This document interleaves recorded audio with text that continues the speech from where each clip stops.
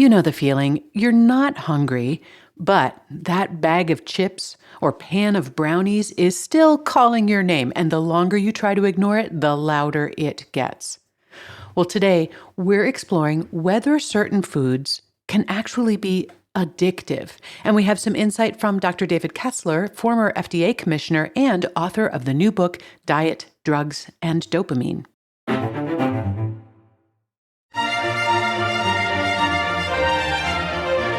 Welcome to the Nutrition Diva podcast, where we take a closer look at nutrition news, research, and trends so that you can feel more confident about what you eat.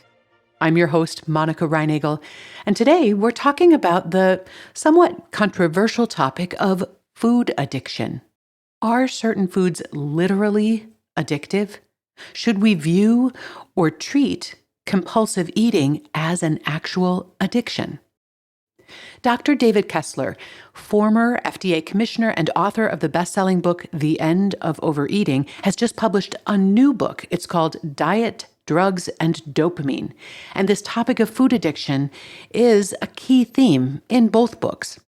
I recently had the chance to sit down with Dr. Kessler for an extended conversation, and I'm going to be sharing some excerpts from that interview throughout this episode. But as I was preparing for that sit down, I pulled up an article on food addiction that I wrote for Food and Nutrition magazine back in 2013, so about 12 years ago. And way back then, I wrote, "If food addiction is a real phenomenon, then drugs being developed to combat other addictions might one day be a potent weapon in the fight against obesity." Well, of course, it has turned out to be exactly the opposite case. Today, we have new drugs that have revolutionized obesity treatment and are now being looked at as a potential treatment for other kinds of addictions. And I'm talking, of course, about the GLP-1 medications, such as Wegovy, Ozempic, Zepbound, and others. Dr. Kessler and I talked quite a bit about these GLP-1s in our conversation, and I'm going to be sharing some of that with you in a future episode. But before we talk about treatments, I want to back up and really look at the question of food addiction itself. Is this a scientifically valid concept? And maybe just as important, is it a helpful way of thinking about our relationship with food? If we define addiction as a physiological dependence on a substance, well, then technically we are all addicted to food. We can't live without it. And as a result, the brain has developed mechanisms which motivate us to seek food. And because food was not always as plentiful as it is today, we are extra motivated to seek out food that contains a lot of calories. Here's Dr. Kessler. I mean, from an evolutionary perspective, I think we were all designed to focus on the most salient stimuli in our environment. And when there wasn't food around, in order to survive, what did you have to focus on? What did your brain need to adapt to so that you would be able to survive and find that food? And that energy-dense food would capture attention. But those same pathways that keep us interested enough in food to avoid starvation can be hijacked by other substances like nicotine and heroin. We may be so motivated to seek them out that we will continue to pursue them even when we know they are causing great harm. And that, in a nutshell, is addiction. A compulsion to pursue something even when we know it's hurting us. And that feeling that we have lost control. And this is how Dr. Kessler experienced his own history of compulsive eating. If you look at the definition of addiction, that and the components, I think there are three. There are the cues, right? You can be cued. There's a cue-induced wanting.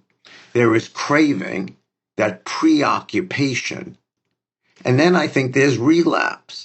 And, all of a sudden it dawned on me, why every time I lost weight did I gain it back? Well, that's just simply relapse because, those circuits are there. So I don't think we can deny that those circuits are there.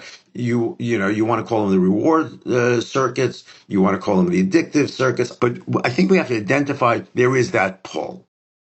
Kessler argues that our environment has become totally saturated with products that have been deliberately engineered to hijack our brain's reward system. Foods that differ in both kind and degree from anything that was available when those brain pathways originally evolved. And specifically, it's the combination and concentration of sugar, salt, and fat that seems to be our undoing. And although we often think of these types of foods as processed foods, Kessler is quick to point out that you can create the same combinations in your own kitchen. I think you can achieve these highly rewarding foods. I think we can make it in our own houses and in kitchens. It's not just processing. It's really that fat on sugar, fat on salt, fat, sugar, and salt that I think is driving it. And so I think it's the formulation. There's plenty of scientific evidence to support the idea that certain foods, or more accurately, certain combinations of nutrients, can produce addiction-like responses in the brain. And a good example are some of the studies conducted by Bart Hobel and Nicole Avena at Princeton University. In a series of experiments with rats, they found that when animals were given access to sugar water, they not only developed a preference for it over plain water, but they also exhibited behaviors that looked a lot like withdrawal. When that sugar was taken away, the animals became anxious and agitated and consumed the sugar compulsively once it was restored. And that is one of the classic hallmarks of addiction. Similarly, neuropharmacologist Paul Kenny, working at the Scripps Research Institute, demonstrated that rats who are given access to rich, highly palatable foods, things like sausage and cheesecake and chocolate, would continue to eat those foods even when doing so caused them physical pain. You see, Kenny trained the rats to associate a warning tone with an impending electrical shock. And if the rats were eating just plain rat chow, they would quickly stop eating when they heard that cue. But the rats who were eating the junk food, they kept going, despite the fact that they knew what was coming. Now, more recent studies have added some interesting nuances to this. Female mice, for example, are more prone to binging on sugar than males seem to be, and also more susceptible to relapse. And stressed out rats are more likely to gorge on hyperpalatable foods than their less stressed counterparts.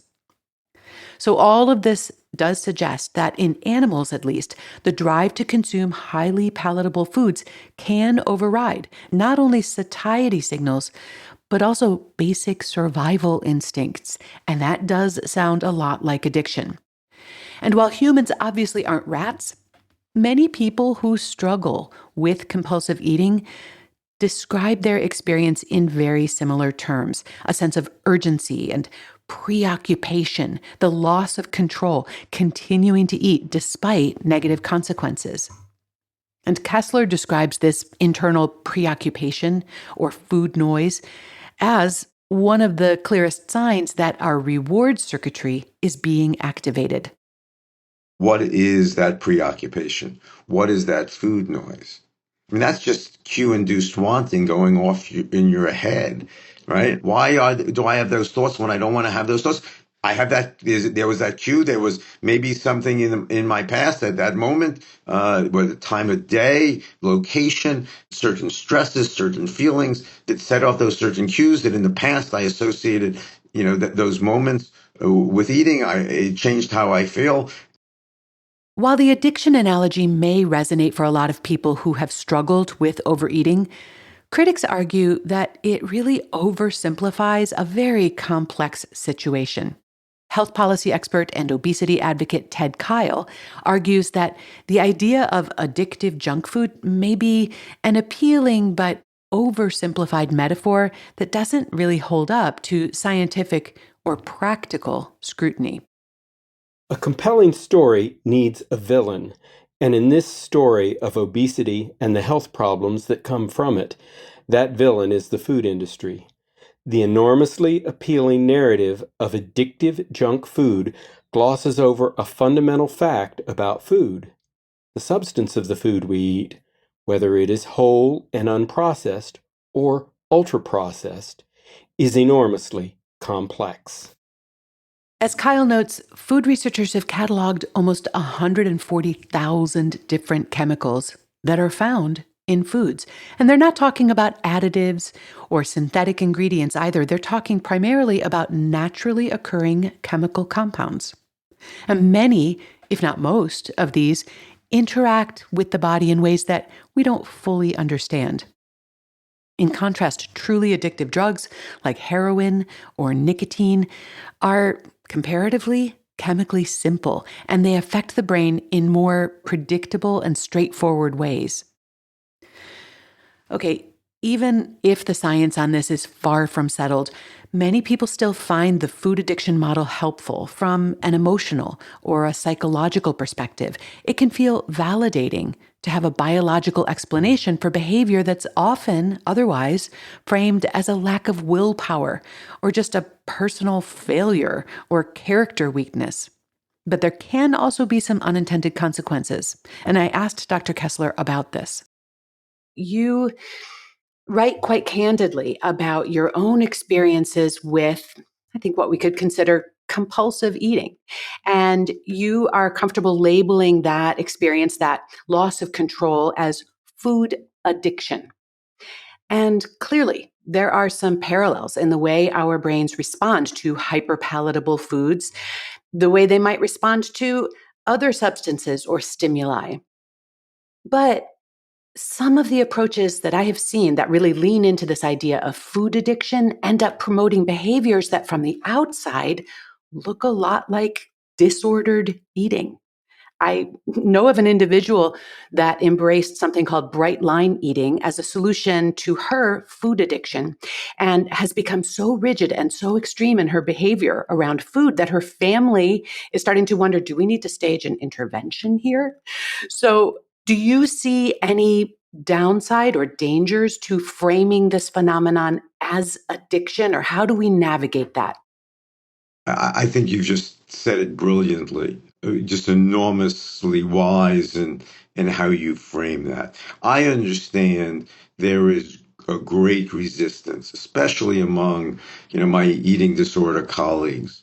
You use the word food addiction. They can't go there for the reason that they are concerned that food addiction means abstinence, and abstinence, only can sometimes compound the problem and make it worse and drive further addiction.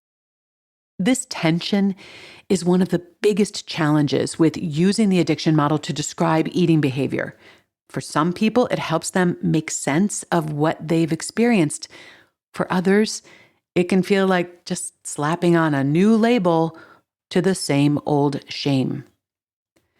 Now, of course, one of the things that GLP-1 medications seem to be especially good at is breaking that hold that food sometimes has on our brains, quieting that persistent food noise. And Dr. Kessler has personal experience with this effect, and in an upcoming episode, we will explore the various theories about how these drugs work.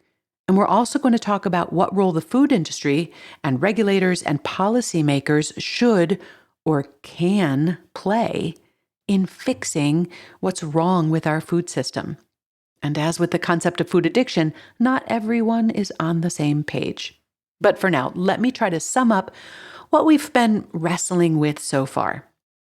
Some researchers and clinicians, Dr. Kessler among them, believe that certain foods can act on the brain's reward pathways in ways that closely resemble addiction. And there is scientific evidence that supports this view, particularly from animal research, but it's far from conclusive. And the concept of food addiction does remain controversial, both scientifically as well as clinically. For some, it can lead to rigid, abstinence-based strategies that may end up doing more harm than good. But for others, even if the term addiction doesn't quite fit, framing compulsive eating as a biological response to a substance rather than a moral failing can be empowering. It can reduce shame and open the door to new approaches, including medications like the GLP-1s.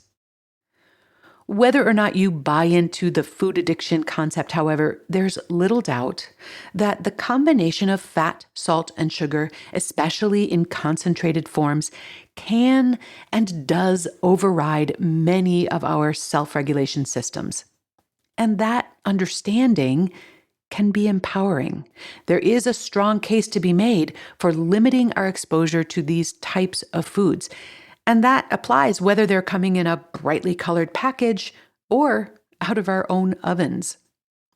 This is obviously not a simple story with a single answer, but I do think it is a conversation worth having and one I look forward to continuing in the next couple of episodes. So I hope you will join me for those. Dr. Kessler's new book, Diet, Drugs, and Dopamine, is available wherever you buy books. If you have a comment or a question about today's episode, you can email it to me at nutrition@quickanddirtytips.com. And if you'd like to find out about having me speak at your next live or virtual event, you can learn more at wellnessworkshere.com. Nutrition Diva is a Quick and Dirty Tips podcast. Steve Riekeberg is our audio engineer. Holly Hutchings is the director of podcasts. I want to welcome her to that new role. And Morgan Christensen heads up podcast operations and advertising. And we also get lots of support from Matt Hoops. Thanks to all of them, and thanks to you for listening.